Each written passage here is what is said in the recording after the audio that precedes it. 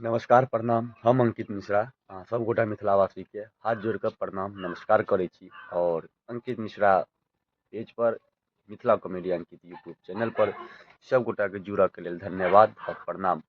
तऽ बताबी कि हम अखन बिस्फी जायब और कनी केश दाढ़ी बना लेब बिस्फी सैलून में, जे कि हमर दोस्त के दुकान है मुकेश के, ओतै जायब और ओतऽ से वापस अयला के बाद मोइन पर गुलाब खास आम तोड़ि लेब 10-20 टा और ओतऽ से वापस आयब तऽ और अहाँ पे ब्लॉग में बनल रहब, लास्ट तक बनल रहब, शेयर कऽ देबै, कमेंट। तो आब हमसब गाड़ी में चाबी लगा के स्टार्ट करै छी और बिस्फी के लेल हमसब निकलै छी। तऽ ब्लॉग में बनल रहब अहाँ सब लास्ट तक। तऽ बता रहल छी हमसब एखन बिस्फी मुकेश के दुकान पर जायब। तऽ पहुँच गेलहुँ एखन हमसब बिस्फी में और मुकेश के सैलून में बहुत ज़्यादा भीड़ छै।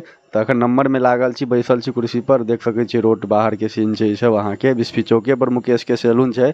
ततऽ आबल एला के बाद अहाँ के नंबर लगाबऽ पड़त, एतऽ बहुत ज़्यादा भीड़ रहै छै। नया कपड़ा निकाल रहल है, जे कि 3-4 दिन से एकरा अभिनव और संजीव और ई सब नहीं निकाल दऽ रहल छै। आइ सोचलक है जे कि तोरे पर यूज करी। तो की बात है मुकेश हमरा पर यूज करऽ के बारे में आप बताइए। देख लिया यहाँ पे मुकेश हमरा पर पूरा नया कपड़ा यूज केलकै और मुकेश के सैलून केश काटे छै, अहाँ के बहुत सुंदर हेयर कटिंग करे छै। हालांकि जे आदमी नहीं गेलो हैं एक बार जाकर जरूर बिस्फी चौक पर जाए और मुकेश हेयर कटिंग के पास जरूर केश कटा लेब। कियाकि बहुत सुंदर केश बनबै छै और जे केश जे बनात तऽ पूरा हाला कऽ देत, मालिश वालिश सब कुछ कऽ देत और बहुत सुंदर सा और बहुत कम रुपया में, ज़्यादा डिमांडो नहीं छै, ज़्यादा महंगो नहीं छै। देख सकै छियै बोर्ड पर मुकेश के नंबर छै, प्रोपराइटर मुकेश कुमार जी छथि। और बुझू तऽ हमरा तऽ केश कटलक तऽ बुझू बहुत आनंद आबैया, कियाकि गाँव से छोड़ कऽ बिस्फी जाइ छी, 2-2.5 किलोमीटर जाइ छी बिस्फी। हमरा गाँव से बिस्फी 2-2.5 किलोमीटर अइ। तऽ ओतऽ जाइ छी तऽ किछु कारण छै ताहि दुआरे जाइ छी, बढ़िआँ केश काटै छै ताहि दुआरे जाइ छी। और जेना कहलहुँ ओहि प्रकारके बना देलक, ओहि प्रकारके काटि कुटि देलक। जबरदस्त देख सकै छी कतेक नीक लागि रहल छै हेयर कटिंग। और देख लेलहुँ हैं एक बेर कि चारू तरफ से बढ़िआँ कटलक है कि नहीं। बेचारा के 1 घंटा तऽ कम से कम लगले है केश काटऽ में। तो देख लेलहुँ हैं बढ़िआँ बनेलक है कि नहीं। तऽ लीचीवलाके पास एलहुँ हैं, लीची लऽ लै छी, बरसाइत छलैए। गाछी पहुँच गेलहुँ हैं, अपना गाछीमे छी और एखन आमके सीजन छै तऽ सोचलहुँ हैं कि अपना गाछीमे जे छै तऽ बरसाइतके लेल आम तोड़ि ली। तऽ वएह आम तोड़ऽके लेल गाछी पहुँच गेलहुँ हैं। तऽ एखन गाछी जा रहल गाछी में आबि गेलहुँ हैं। 10-20 गो आम फड़ल छलैए, ओ जे छै 2-4 दिन में तोड़ि ली। तऽ एखन हम अपना गाछी में आबि गेल छी। पहले तऽ गेल छलहुँ केश कटबै लए, जिसकी देख सकै छी केश दाढ़ी बना के एलहुँ हैं। तऽ देखलहुँ है गाछी में, अपना गाछी में 10-20 टा आम, गुलाब खास आम है। तऽ सोचलहुँ कि तोड़ि लै छी।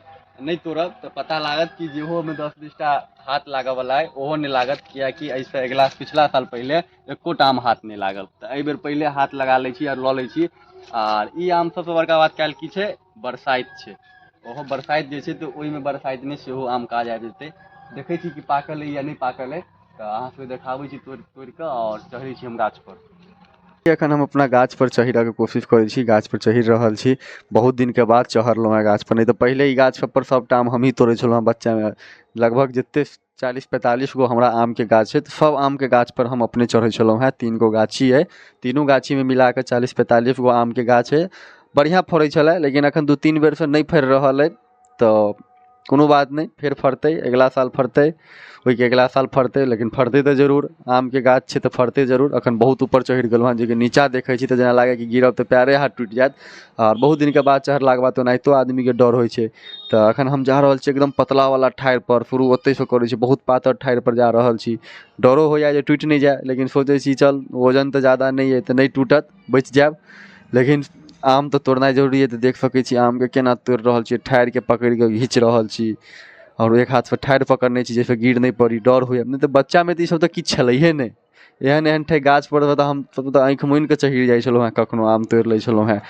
ई गाछ तऽ किछु नहीं, सब लम्बा लम्बा गाछ छै, सुरंग वाला गाछ छै, सब गाछ पर चढ़ि कऽ आम तोड़ै छलहुँ हैं। देख सकै छी नीचा में केना दिल पथार ई जकाँ लागल छै। देलियो तोरे 4-5 गो आम गिरमिया लागल छै नीचा में, बनबै ज़्यादा नहीं तोड़लहुँ हैं, कहिया एखन कमे हमर तोड़लहुँ हैं। धन। और दोसर दिन जाके ई कहाँ गाछी छै? में आम तोड़ब, ओकर स्पेशल अहाँ सबके ब्लॉग देखायब। अभिनव लोकि रहल छथि नीचा में, देख सकै छियै हाथसँ। तऽ वएह सोचि कऽ अहाँ सबके सोचलहुँ कि एक बेर अहूँ सबके देखा दी और बता दी कि काल्हि बरसाइत छै। तऽ 26/5/2025 के बरसाइत छै। तऽ बरसाइत में अपना गाछी यदि आम मिल जाय तऽ अति सुंदर कहै छै लोग। तऽ इएह छै। तऽ बहुत आम नहीं टूटल तऽ सोचलहुँ जोगाड़ लगाबी किछुके। तऽ बिहारी जोगाड़ लगेलहुँ हैं, जे कि कतहुसँ मिल गेल करची तऽ करचीके तोड़ि ताड़ि कऽ अपन आरामसँ सोचलहुँ जे एकरा बिहारी जोगाड़ लगाबी और बिहारी जोगाड़ जकाँ एकरा तोड़ी, तऽ इहो सक्सेस नहि भेल। तऽ बादमे एकरा छोड़ि देलहुँ, कहलहुँ कि नहि आब दोसर दिन आयब तहने तोड़ब। देखू 4टा आम अखन हम तोड़ि लेलहुँ हेँ और 4-4टा के देख सकै छी, एहिमे देखा दियौ ने अभिनव, देख सकै छी आम लीची केरा लीची सब राखल छै, बरसाइत के व्यवस्था भेलै सीधा सी। बहुत ही बरसाइत के व्यवस्था है। ई देखियौ भऽ गेल लीची, ई भऽ गेल केरा, वो भऽ गेल आम। तऽ ई बरसाइत पाबनि के पूरा व्यवस्था टाइट। तऽ चलै छी आब हमसब, चलू अभिनव जी।